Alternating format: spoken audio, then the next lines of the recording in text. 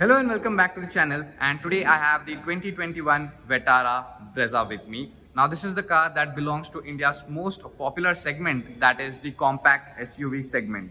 Now this segment has been flooded with a lot of cars, but still the Vitara Brezza remains on the top when it comes to the sales. And why not? This car was the original car that actually started this trend. Basically it was the EcoSport which was the first car in this segment, but it was the Brezza that appealed people much because of its features, because of its looks, and it really looks like an SUV when you look from the outside, from every proportional or every angle. Now the main success behind the Brezza is its pricing. It's a quite affordable car. Now the variant which you are looking at is the ZXi Plus petrol automatic with mild hybrid system, which Maruti calls at SHVS. So this costs around 13.3 lakhs on road Hyderabad, which makes it a quite affordable deal. So speaking of some of its competition, that is the Tata Nexon, Kia Sonet, XUV300, Ford EcoSport, and the list goes on. Now recently the Toyota has introduced the Urban Cruiser, which is based on this. Both are exactly the same cars, but it has some minor cosmetic changes, but I still prefer the Maruti Vitara Brezza because of its Maruti low maintenance and the servicing experience that you get. So speaking of some of the technical specifications, now the dimension is the 4 meter, exactly 4 meter, as it comes into a 4 compact SUV segment. The width is 1.8 meter and the height is 1.6 meter, and it gets a healthy ground clearance of 198 millimeters, which is really good. Now it gets a 1.5 liter petrol engine which produces around 103 horsepower. So no complaints about the power figures as well. They are good and decent for your city drives as well as your weekend long drives. And it gets even a large cargo space that will check out. So basically it's a really good car for a family of 5 who prefer city drives on their daily basis and prefer long drives on weekends. So thumbs up for that on the Vitara Brezza. And especially my favorite part is the styling. As I've already mentioned, the looks are really good. So starting from the front, here we get this dual LED projector headlamps. Now this being the ZXi, it gets this LED projectors. In the lower variants, we have the conventional halogen, and you can even spot the DRL. And then we have this fog lamp that are also LED. Then we have this chrome grille that you can customize a bit. Maruti has some of the options that you can change the color of this centered items.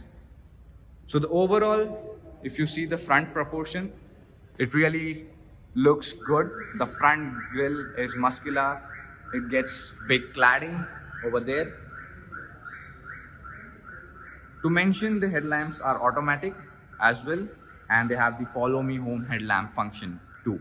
So that's a good point. So coming on to the side, now these are 215 section 16 inches alloy wheels.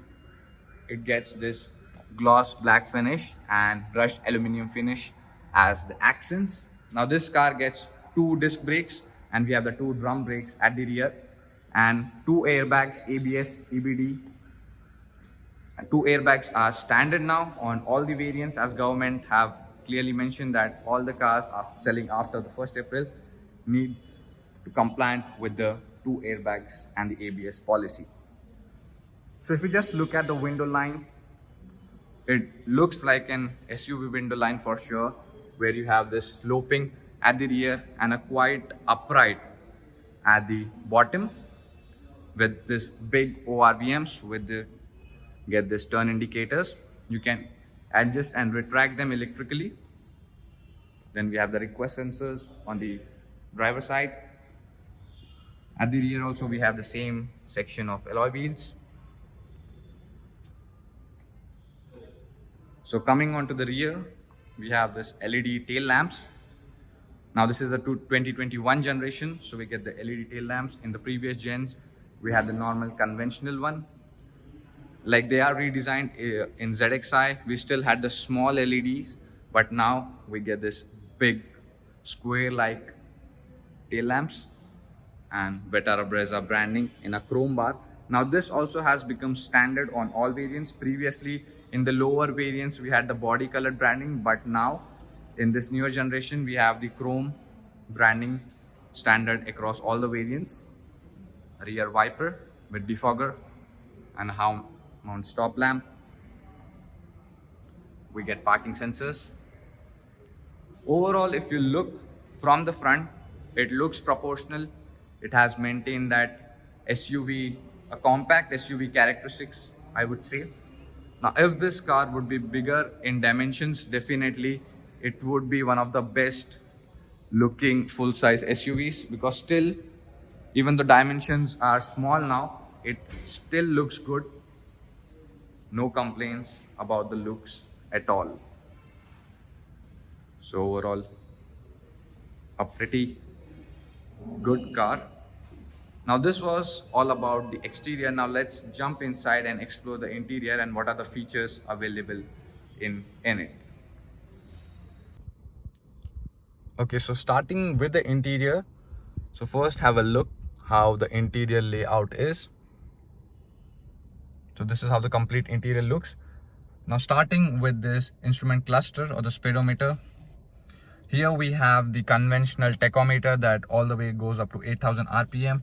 And then here we have a small 3-inch MID which will display all of the necessary information that a driver would expect. And then we have the conventional speedometer.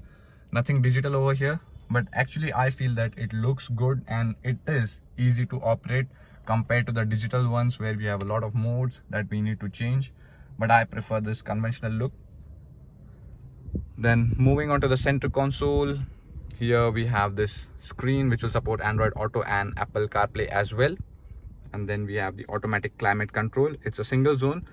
We have a lot of buttons for temperature, for the fan, and for the defoggers for the front and the rear, to change the mode of the circulation, and finally to switch on or off the AC.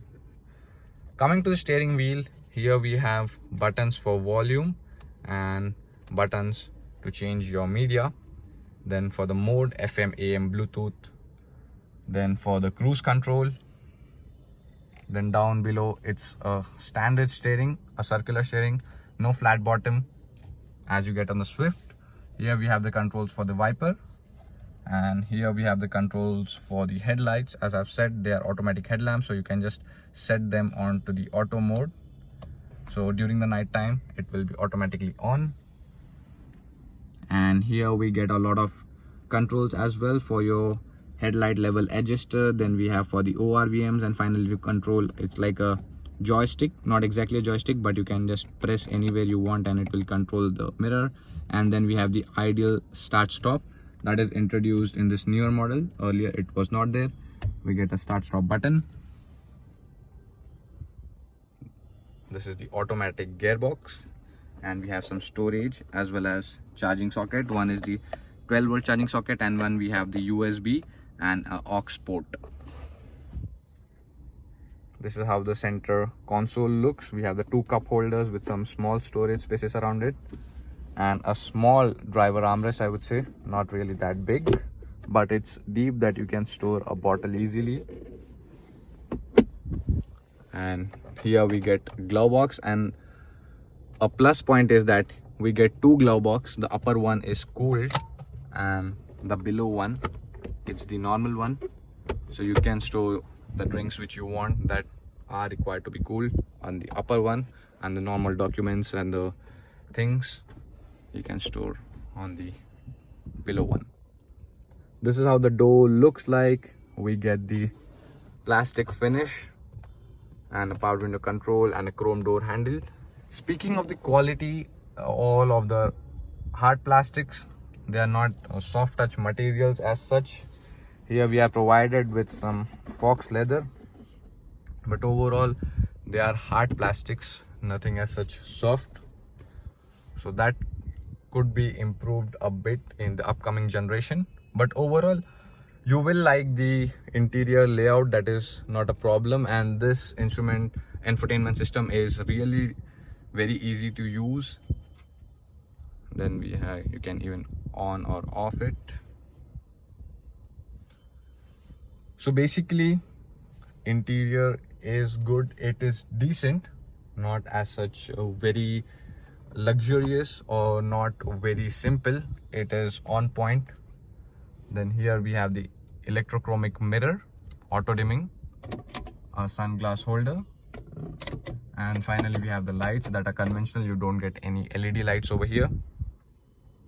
So this was all about the front. Now let's go and check out how good is the rear space.